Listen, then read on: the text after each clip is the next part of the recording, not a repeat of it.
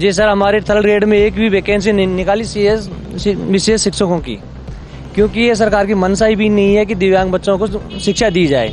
हनुमान बेनीवाल के पास आप सब लोग पहुंचे हो, क्या बातचीत हुई, क्या आश्वासन दिया, क्यों उम्मीद हनुमान बेनीवाल से ही बनी है अभी तक? यही है वो जो उम्मीद बना सकते हैं हमारी। पद नहीं निकालना तो प्री का एग्जाम क्यों लिया हमसे? ये तो पैसे कमाने का काम कर रहे हैं, वैकेंसी निकाल देते हैं, पद देते हैं 500। राजस्थान में बेरोजगार जो लोग युवा है उनकी संख्या 40 लाख है।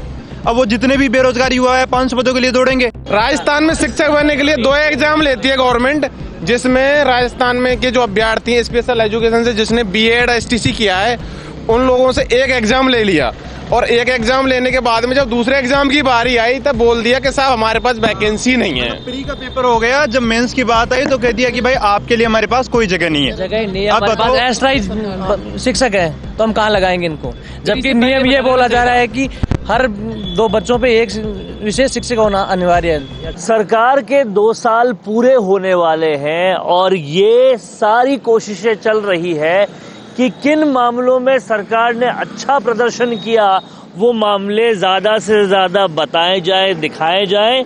उसमें से एक रोजगार भी होना चाहिए, लेकिन यहाँ पर हनुमान बेनीवाल के आवास पर कई सारे शिक्षक जो आए हैं उनका कहना है कि रोजगार मिलना तो दूर, हमारे कैटेगरी के शिक्षकों का तो वैकेंसी ही नहीं आई। और क्या ये मामला है क्या नहीं, इस पर पूरी बातचीत करेंगे। आप स्पेशल शिक्षक हैं, मैं आपको बता दूं स्पेशल शिक्षक वो होते हैं जो दिव्यांगजनों को, विशेष योग्यजनों को पढ़ाते हैं। और कहीं ना कहीं एक विकास का कोना ये भी है कि जो अंतिम पंक्ति में बैठे हुए लोग हैं, जो दिव्यांगजन है, उनको भी पढ़ाने के लिए लोग होने चाहिए। लेकिन आपका कहना है एक भी वैकेंसी नहीं आई, क्या कुछ हुआ क्या कुछ नहीं पता? जी सर, हमारे थर्ड ग्रेड में एक भी वैकेंसी नहीं निकाली सीएस विशेष शिक्षकों की, क्योंकि ये सरकार की मंशा ही भी नहीं है कि दिव्यांग बच्चों को शिक्षा दी जाए। दिव्यांग बच्चों को शिक्षा दी जाए इसकी मंशा नहीं है, लेकिन सर्टिफिकेट में दिव्यांग लिखकर नौकरियां बहुत मिल रही है, ऐसा सुनने में आया। बिल्कुल, वो तो वो कोटा उनका कोटा है ना, हमारी विशेष बच्चों के लिए नहीं है ना सर। वो तो विशेष जो पढ़ लिए थोड़ा बहुत, पहले शिक्षक थे, गत वर्ष मतलब गत भर्ती में 4500 की निकाली थी गहलोत सरकार ने। उसके बाद में तो बीजेपी सरकार ने तो एक भी पोस्ट नहीं निकाली, और निकाली भी है तो सामान्य मात्र और मात्र 7,500 पदों पे निकाली है। बहुत कम पदों पर निकाली है। हनुमान बेनीवाल के पास आप सब लोग पहुंचे हो, क्या बातचीत हुई, क्या आश्वासन दिया, क्यों उम्मीद हनुमान बेनीवाल से ही बनी है अभी तक? यही है वो जो उम्मीद बना सकते हैं हमारी। 7 दिन का टाइम दिया है सरकार ने तो, कि बता देंगे क्या होगा आगे, बस। ऐसा ही भर्ती का आंदोलन आपने देखा होगा, जिस तरह से हनुमान बेनीवाल ने उसमें काम किया, वो देखकर उम्मीद बंधी। हाँ, ये युवाओं के लिए दौड़ते हैं ना। क्या आश्वासन क्या मिला? इन्होंने कहा कि आएगी भर्ती, मैं खड़ा हूँ आपके साथ। तो कहीं ना कहीं हर उम्मीद जो है वो हनुमान बेनीवाल और नरेश मीणा इनसे ही बन रही है। विपक्ष की 70 सीटें कांग्रेस ले रही है, लेकिन बेरोजगारों के साथ और पीड़ितों के साथ जो खड़े हुए दिख रहे हैं वो हनुमान बेनीवाल दिख रहे हैं। क्या लगता है अब जब हनुमान बेनीवाल तक आपकी गुहार गई है तो आगे कुछ पॉजिटिव होना, सकारात्मक होने के संदेश नजर आ रहे हैं? सकारात्मक होने के सर 100% चांस हैं, क्योंकि हनुमान बेनीवाल जी हैं जो लगातार बेरोजगारों की आवाज़ भी उठाई है उन्होंने, और जो एसआई भर्ती के अंदर जो कांग्रेस के समय में जो घपले हुए थे उस बात को भी उठाई उन्होंने, और उसके बाद में उस भर्ती को रद्द भी करना पड़ा सरकार को। इसी प्रकार से इसमें भी हनुमान बेनीवाल जी ने ये बात कही है कि यदि आप लगातार हमारे साथ खड़े रहोगे तो हम आपके साथ संघर्ष करने के लिए तैयार हैं। और इसी वजह से जो भी यहाँ पर साथ के थे जो इसको आगे बढ़ा रहे थे धरना प्रदर्शन को, वो अभी मीटिंग कर रहे हैं। उसके बाद में पता लगता है कि भाई लगातार करेंगे या फिर इसको यहीं समाप्त किया जाए, क्योंकि सरकार ने 7 दिन का टाइम दिया है। कि थोड़ा आंकड़ों से समझाइए कि कितने दिव्यांगजन हैं जिनको शिक्षा देनी है, कितनी रिक्त स्थान है, कितनी उसकी पूर्ति होनी चाहिए। पूरा भर्ती तो कुल मिलाकर 14,000 पीओ है, जिन पर हर नियम के अनुसार 14,000 पीओ पर एक शिक्षक होना चाहिए। और पिछली भर्ती के अनुसार 6,000 पद भर चुके हैं और 2-3 हजार सेकंड ग्रेड और फर्स्ट ग्रेड के हैं। तो कुल मिला 6,000 पद अभी भी रिक्त हैं, उन पर भर्ती नहीं हो रही है। उन्हीं के लिए पद नहीं निकाले गए, उन्हीं के लिए हमारे ये धरना है। उन्हीं पर पद नहीं निकाले जाएंगे। आप कुछ बोलना चाह रहे हैं? बिल्कुल सर, स्पेशल डिप्लोमा करवा दिया हमें सरकार ने, उसको मान्यता दे रखा है, हमने किया 2-2 लाख रुपए, 2-3 लाख रुपए फीस तक है। फिर उसके बाद में पात्रता एग्जाम हमारी करवा दी, उसमें भी हमने पास करके, और फिर अब मेंस की जब बारी आई तो हमारे पद देखे गए 0-0। कह रहे हैं 2-2 लाख रुपए ले लिए, डिप्लोमा कर दिया, लेकिन नौकरी नहीं दी। पीछे से एक भाई साहब कुछ बोल रहे थे, बताइए, बोलिए। ये कह रहे थे जब पद ही नहीं है भर्ती में तो डिप्लोमा बंद करना चाहिए सरकार को। एग्जाम क्यों लिया हमसे? पद नहीं निकालना तो प्री का एग्जाम क्यों लिया हमसे? ये तो पैसे कमाने का काम कर रहे हैं, वैकेंसी निकाल देते हैं, पद देते हैं 500। राजस्थान में बेरोजगार जो लोग युवा है उनकी संख्या 40 लाख है। अब वो जितने भी बेरोजगार युवा है 500 पदों के लिए दौड़ेंगे। अब एक फॉर्म के ये 400-500 रुपए दौड़ेंगे, 2 लाख रुपए वहां देंगे, कोचिंग में भी और पैसा। तो इनके तो क्या हो रखा है, हम ही बेरोजगारों को इन्होंने अपना रोजगार बना रखा है, खुद हमें नौकरी देनी नहीं है। और किसी को भी देखो, जो ये बीजेपी जो सरकार है ना, जो भजनलाल जी सरकार है, पहले बात तो जिसको खुद को ये नहीं पता कि मुख्यमंत्री कैसे बनते हैं वो मुख्यमंत्री बन गया, जिसको कोई नॉलेज नहीं है इस राजस्थान का। आप देखो त्राहिमाम मचा हुआ है, लोग मर रहे हैं, लेकिन इसको किसी चीज से मतलब नहीं है ना। इसको रीट की पात्रता क्यों लई?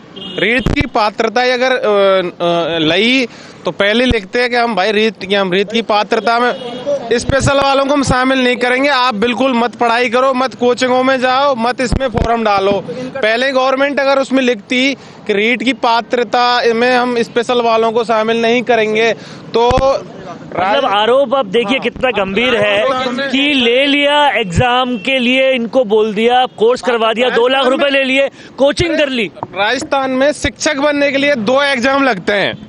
राजस्थान में शिक्षक बनने के लिए, 3rd ग्रेड का शिक्षक बनने के लिए 2 एग्जाम। सुन काका यार, 4 कहाँ लगते हैं यार? रुक जा काका, रुक जा। राजस्थान में शिक्षक बनने के लिए 2 एग्जाम लेती है गवर्नमेंट, जिसमें राजस्थान में के जो अभ्यर्थी हैं स्पेशल एजुकेशन से, जिसने BEd STC किया है, उन लोगों से 1 एग्जाम ले लिया। और 1 एग्जाम लेने के बाद में जब दूसरे एग्जाम की बारी आई तब बोल दिया कि साहब हमारे पास वैकेंसी नहीं है। प्री का पेपर हो गया, जब मेंस की बात आई तो कह दिया कि भाई आपके लिए हमारे पास कोई जगह नहीं है। हमारे पास एक्स्ट्रा शिक्षक है तो हम कहाँ लगाएंगे इनको, जबकि नियम ये बोला जा रहा है कि हर 2 बच्चों पे 1 विशेष शिक्षक होना अनिवार्य है। एक लाइन बहुत जोरदार बोली इन्होंने कि बेरोजगारों को अपना रोजगार बना लिया है, पैसे उनसे ले लिए, डिप्लोमा उनसे करवा दिया, और जब बात आई नौकरी देने की तो हाथ पीछे खींच लिए। क्या लगता है कोचिंगों में कितना पैसा लगता है ये वाला करने को? बहुत पैसा है सर, हमने 1.5 साल से तैयारी कर रहे हैं यहाँ, 1.5-2 साल से। पर आप जैसे पात्रता एग्जाम से पहले बता देते ना तो हम किसी दूसरी तैयारी करते हैं, हम नहीं इतना थोड़ा सा कैलकुलेशन बताओ। 25-30 हजार तो फीस है, यहाँ रहने का 5 हजार मंथ का, यहाँ महीने का 5 हजार। हाँ जी सर, 5 लाख खर्चा आया सर। कॉलेज में दिए 5 लाख का खर्चा है। 5 लाख 10 लाख का खर्चा एक विद्यार्थी के होता है। 3-4 साल 5-7 साल तैयारी करते हैं ना, तो 10 लाख का खर्चा ये बेरोजगार कर चुके हैं, लेकिन वैकेंसी नहीं मिलती। जब एग्जाम नहीं करवाना था, रीट पात्रता क्यों करवाई? हमें पहले ही बता देना चाहिए था, ताकि हम किसी और चीज में जाते, किसी और की तैयारी करते, तो हम वापस उसी पे लगे हुए हैं, उसी पे अटके हैं। आज थी कि भर्ती आएगी, हम करेंगे, जम के तैयारी कर रहे थे, बिल्कुल अच्छे से पढ़ाई कर रहे थे, पात्रता पास की, मेंस की तैयारी कर रहे थे, लेकिन उसका कोई परिणाम हमें देखने को नहीं मिला। यानी यहाँ पर इनसे बात करने के से एक बात को समझिए, कैसे चलता है कोचिंगों का धंधा, कैसे चलता है कोर्सों का धंधा।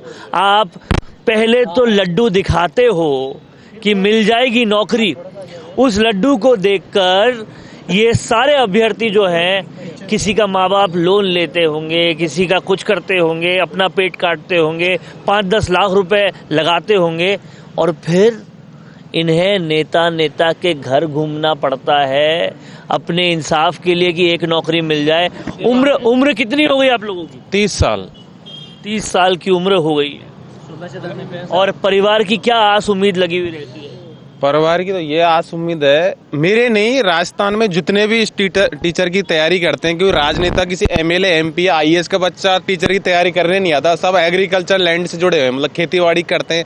खेतीबाड़ी करने वाले अपने बच्चों को टीचर बनाने के लिए ये डिग्री डिप्लोमा कराया, तो आप बताओ उन परिवारों की क्या कंडीशन हो गया आज। 5-5, 10-10 लाख रुपए खर्च करने के बावजूद भी गवर्नमेंट 1 एग्जाम ले लेती है पात्रता परीक्षा, दूसरा एग्जाम में बोलती है हमारे पास वैकेंसी नहीं है। मेरा बच्चा सरकारी नौकरी लगेगा, ये उम्मीद और इस उम्मीद से कमाया जाने वाला बम्पर पैसा और इस उम्मीद से उस उम्मीद को कहीं ना कहीं एक सोने की मुर्गी, सोने का अंडा देने वाली मुर्गी बना दिया है। बताइए एक्चुअल में क्या है सर, घर वालों ने जैसे तैसे मतलब कहीं से कर्जा लेकर के 2-3 लाख रुपए फीस के भरे, उसके बावजूद हम इस आस पे तैयारी कर रहे हैं कि इस बार भर्ती आएगी, इस बार भर्ती आएगी, लेकिन सरकार ने इस बार तो हद पार कर दी, बिल्कुल 0 पोस्ट है। मतलब एनईपी 2020 में ये साफ साफ कहा था कि प्रत्येक सरकारी स्कूल में एक विशेष शिक्षक लगाएंगे, उसके बावजूद भी अब ये कह रहे हैं कि वहाँ पर विशेष का बच्चा ही नहीं, कोई विकलांग दिव्यांग बच्चा ही नहीं है, तो हम किस लिए भर्ती करा रहे हैं। 12 से वैकेंसी, इससे जो पहले एग्जाम हुआ था 2022 में, उसमें खाली रह गई थी। उससे पहले गवर्नमेंट ने 4,500 वैकेंसियों पे इसके लिए एग्जाम निकाला था,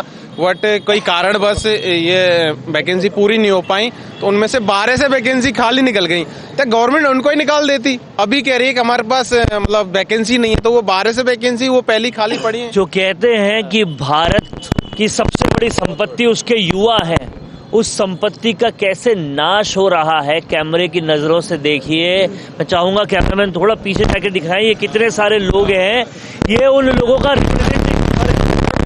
रिप्रेजेंटेशन भर है।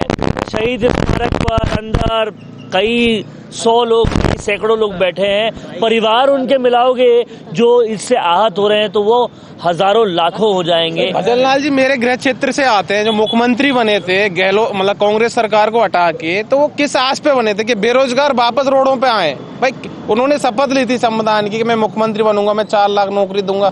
भाई नौकरी तो दे रहे हैं, लेकिन थोड़ा लॉजिकली तरीके से दो। एक एग्जाम करा दिया, दोबारा में बोलते हैं साहब हमारे पास वैकेंसी नहीं है, हम तो उसमें क्या करें बताओ बच्चे। तो ये जो सारा नाइंसाफी उनको समझना होगा और ये सारी नाइंसाफियों की आवाज को उठाना होगा। कहीं ना कहीं अगर इन सब लोगों की आवाज सरकारी महकमे में, प्रशासन में, शासन में कोई सुन रहा है, तो एक बार ये सोचिए कि बच्चा आपके घर का होता तो कैसा होता। विशेष शिक्षक कैमरा पर्सन करण के साथ इस अहम मुद्दे पर बात अरुण बंसाली, संवाद भारत के। अगर आप बनना चाहते हैं पॉलिटिशियन, लेकिन पब्लिक स्पीकिंग और अपने विचारों को व्यक्त करना चुनौती लगता है, या कैमरे और पब्लिक के सामने किसी तरह से बोल पाए इसमें मुश्किल होती है, तो मिशी मीडिया सॉल्यूशंस लेकर आया है पॉलिटिकल कंसल्टेंसी कैंपेन, जिसमें वरिष्ठ जर्नलिस्ट और पॉलिटिकल एनालिस्ट की एक्सपीरियंस्ड टीम आपको मदद करेगी, जिससे आपकी आवाज और भी बुलंद हो जाएगी। इसमें हम आपके गोल को पूरी तरह से टारगेट करेंगे कि किस तरह से आपको पार्टी पहचाने, आपको उस क्षेत्र के लिए चुने, कैसे सर्वेज में आपका नाम आए, कैसे लोगों के बीच में आपका माहौल बने। न सिर्फ कंसल्टेंसी हम आपको देंगे, बल्कि आपको सारे रास्ते दिखाएंगे और बताएंगे भी, जिससे आप भारत की राजनीति में अच्छे पॉलिटिशियन बनके समाज का सुधार कर सके। तो अभी कॉन्टैक्ट कीजिए स्क्रीन पर दिए गए नंबर पर।